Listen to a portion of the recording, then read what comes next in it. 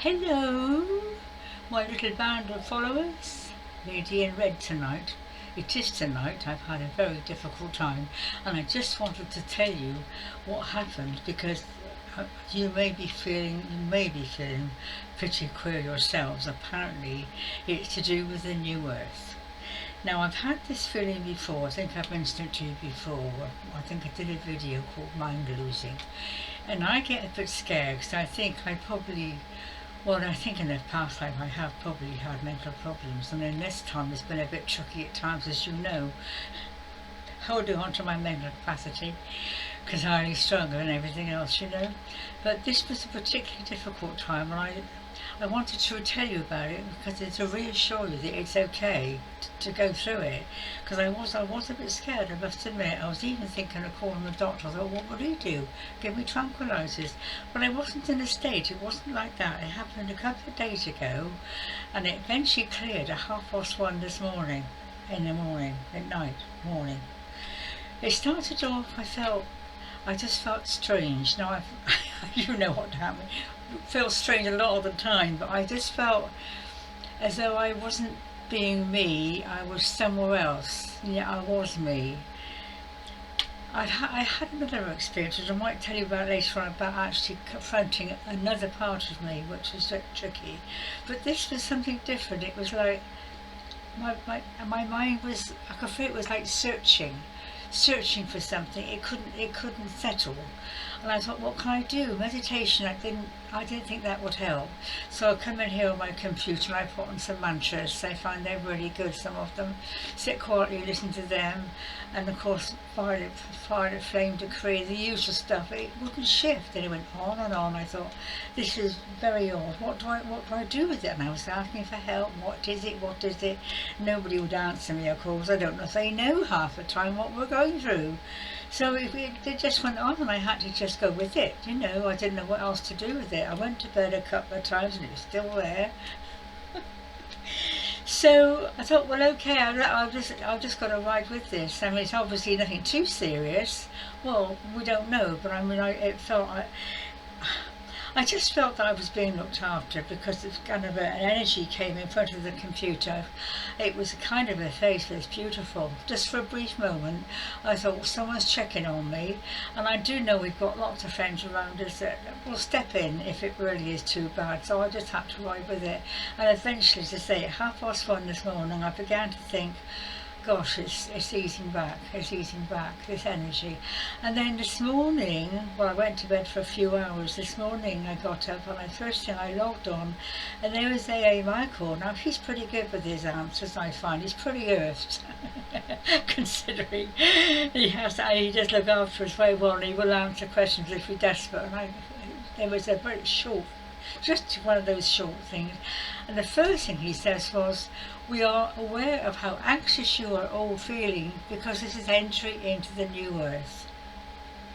I could scream with delight. I thought, thank you, God. You know, that made it all right. Why somebody couldn't have said that to me last night, but I did get that thought.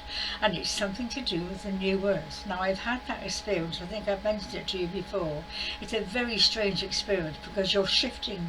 It's not just shifting dimensions. It's shifting the physical self as well, because you can't just go there mentally.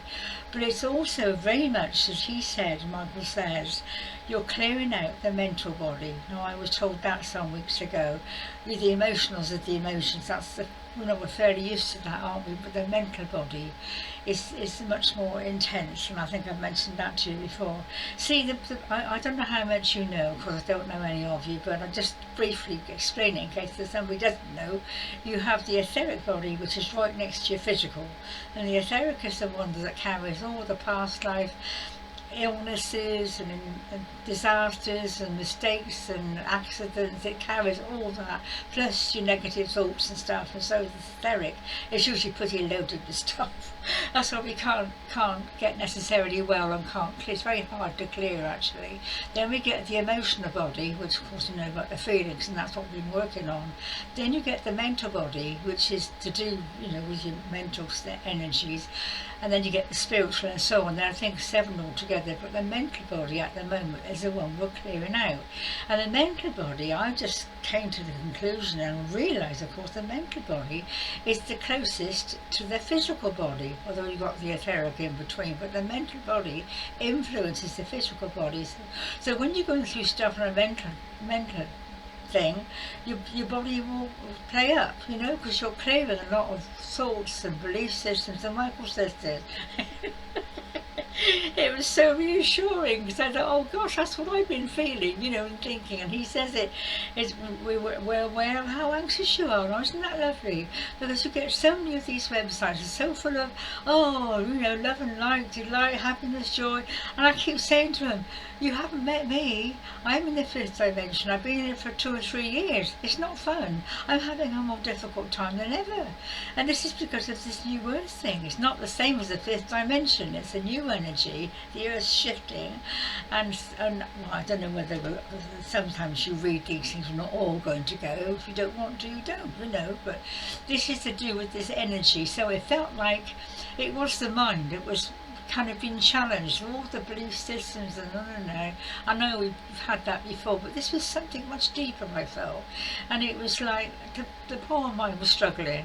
It was struggling, and I thought, well look, as long as you're in the Christ mind, which is the higher mind, which is the Christ self, Christ higher mind, as long as you're in that and you can hang on to that, which I do frequently because I know I'm lucky enough to be there, or a lot of us are, is that as long as you can hang on to that kind of energy, you can deal with the everyday stuff, because the lower mind will fight.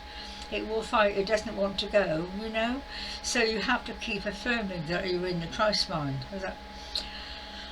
I am uplifted and upheld with the Christ mind, and nothing can disturb the calm peace of my soul. I'll write that down for you.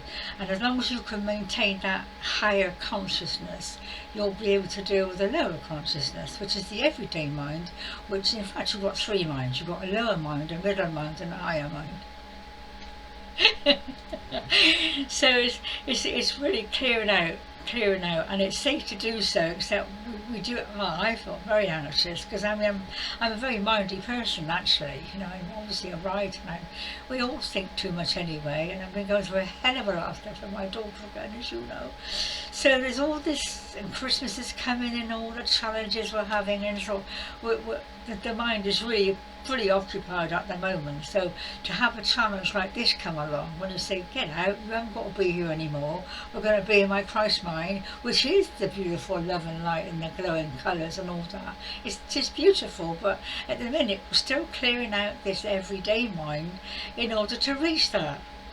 Does that make sense?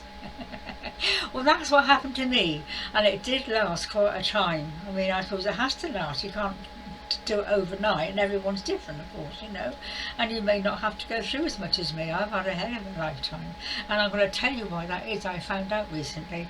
I mean, I've had, really, I mean, from what you gather, oh, I've still got my glasses on. What you've gathered from what I've said, this is the tip of the iceberg, really. And I've had 40 years of it. Well, before I left my husband 40 years ago, it started. I was aware I had a very serious time with him. It was a dreadful time. I was really quite ill, and I left him to go and stay with a girlfriend, and she was no help whatsoever. In fact, it made me worse because I was away from home. I might do a video on that, because there are 2 or 3 videos on me being away from home with people who think they can help me and who actually make me feel a lot worse, because they don't know any more than I do. But it's just the fear of, like this yesterday, the fear of what if, you know. And I think it's a human thing to have to go through this what if, and you know, it's a strange sensation. We've probably not experienced it before. So what was I saying? I was leading up to something then, wasn't I? Forget what I was going to go to. But what was I going to say? Go on. Speak up. So it's a very difficult time, and yeah, I was going to tell you about the time. Thank you. The times I've had, and I've worried, but 2 or 3 years ago, the beloved Joshua doesn't very often speak. He's very quiet, very shy, and just out of the blue, he said, "It's over." Now, it frustrates me no end when these masters and spirits give you just a sentence. Clairvoyants do that, mediums do it. They say, oh, I've got a message. Well, where's the rest of it? And so it makes you think more than ever because you can't answer it. I think, what's it mean? It's over. Couldn't mean anything. My divorce, and that's another story. You know, the divorce, the letting go, it could. I struggled with it for quite a long time actually, and then I got a book here, which is a fantastic, I don't think it's in print now, called A Master Speaks. Master Peter, he's written the stuff these masters know. I mean, they're incredible. And you can usually find an answer when I've found mine through books. And I was just picked it up the other day, and he was telling the story, well, it was telling the truth or whatever, about if you make a big mistake, and I did make a very big mistake. I think it was pretty awful actually. I won't tell you what it was, but you can guess. If you make this big mistake when you're on the path, and you know, I was obviously on quite a high thing at the time, and I made this mistake, it will take you 40 years to get over it. You have to pay it back. You have to, this is karma. It's not so much personal karma, it's cosmic karma. If you make a mistake and do what I've gone all dizzy, and you have to pay it back, and I think that's what it is. There's 40 years of absolute hell. I mean, everything I've tried, done, feel has gone wrong. You would not believe it. Well, you would believe it if you knew, and I'm thinking that's answered a huge question for me. It's over. I had obviously come to a conclusion of it, the final, you know, about 3 or 4 years, 3 years ago, I was 2 or 3 years ago, somebody, I suppose they keep records, the Acacia, they keep records, and they knew when my time was up, I paid the price, I'd done my penance. And even now I'm a bit paranoid. I keep thinking, have I done something wrong? You know, I'm so terrified of making another mistake. But we all make mistakes. I mean, we're obviously allowed to, and they know that. But this was something I think I just swapped sides probably, I don't know. So all the energies that I'd picked up wherever I was came with me to be cleared out. So that makes sense, because nearly everything I've tried and done, as I said before, is not manifest. So I'm just hoping that I don't know how long it takes to get back into the swing. So I guess this new earth is going to be a new start for a lot of us, you know, a new beginning, let rid of all the stuff, start again in a much nicer vibration, you know. I don't suppose there'll be wars and volcanoes and earthquakes. I shouldn't think so. I don't, because it's a higher thing. I don't know what. You know, I don't think it's the fifth. It might be the fifth dimension. I don't know. I haven't looked into that yet. I just wanted to tell you briefly. This is not briefly, is it? It never is. Just, it's okay if you've been feeling like that, and you may do. You know, it's just, this is the ongoing shift that we're going through now, and it's pretty powerful. So just grab hold of whatever you can to just take you through it, and just don't fret. Don't worry too much about it, because it's not a day to go on a new adventure, or you know, to do something different or exciting. Try and stick to the routine, and I'm very lucky. I'm here in my bungalow day and night on my own, you know.